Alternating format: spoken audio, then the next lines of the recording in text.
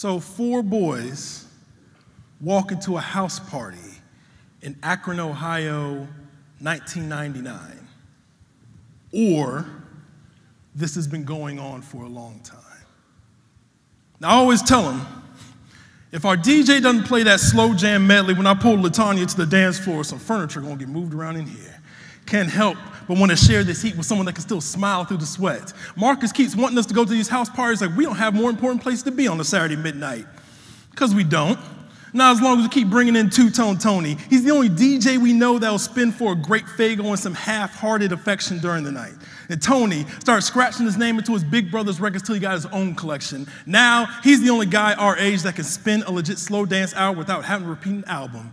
And speaking of age, every time we park in the grass lot and we got to walk across Brick Street, here comes Miss My God yelling her crazy cat lady minds the actual cat shit at us.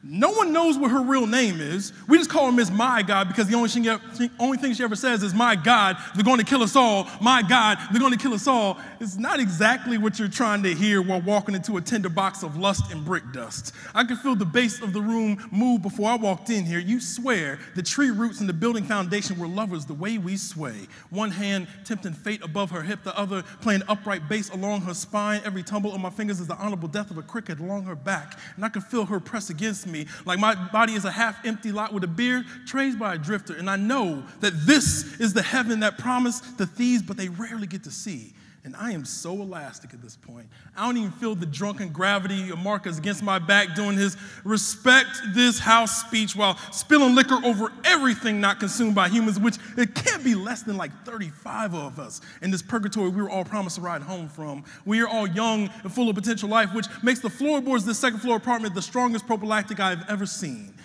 And LaTanya is putting the voice of God in my ear.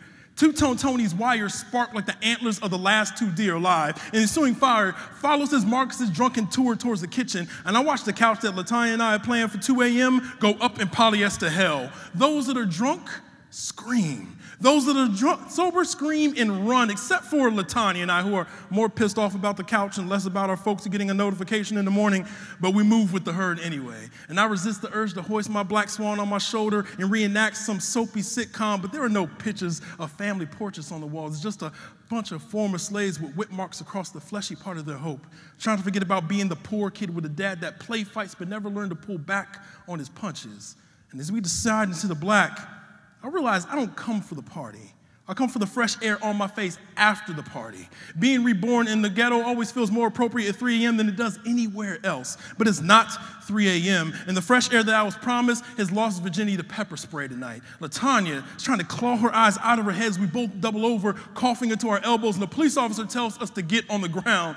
And I remember the only thing that brings cops to the hood this fast are noise complaints and fires. And while Tony is arguing with the police for not letting him back into the inferno where his Al Green collection makes a distinct smoke pattern from the second floor window, the cops, they put hands on Tony. They don't know he used to play Billy Beat 'em Up in high school. And he flattens 2 of them before the third reaches back to Kansas with a billy club and hits Tony again and again and again until the DJ's left arm starts twitching like he's hitting the fader. And the other 2 cops, they start beating on the not yet dead body of Two-Tone Tony too. Here comes Marcus. He's running serpentine, his alcohol still house sitting his blood, and I pounce upon LaTanya in a completely different way than I intended to 30 minutes ago. And the cops, they push back Marcus's puppeted torso into a couple that convince themselves it'd be a good idea to get out of the house tonight. And there's Marcus. He's drunk, he's high, and he's mourning the impending death of his best friend. He ignores warnings, he ignores the unclicks of holsters and ammunition belts, and reaches for this Crown Royal bottle that has shattered in his FUBU back pocket. It's not till the 3rd bullet from an officer makes an inverted etch-a-sketch of his breastplate till I hear LaTanya whispering to the grass, my God, they're gonna kill us all. My God, they're gonna kill us all. And I can only hope her tears will make something grow here 4 feet away from shell casings and paralysis. And one of my friends, graduated 2 years ahead of me, whispers, I'm too old for this.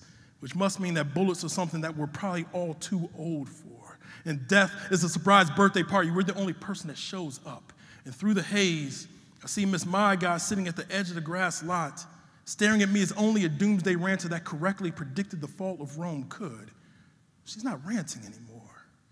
She's missed silence tonight. She's missed silence tonight. 4 boys walked into a house party in Akron, Ohio, 1999. 2 of us walked out. Thank you.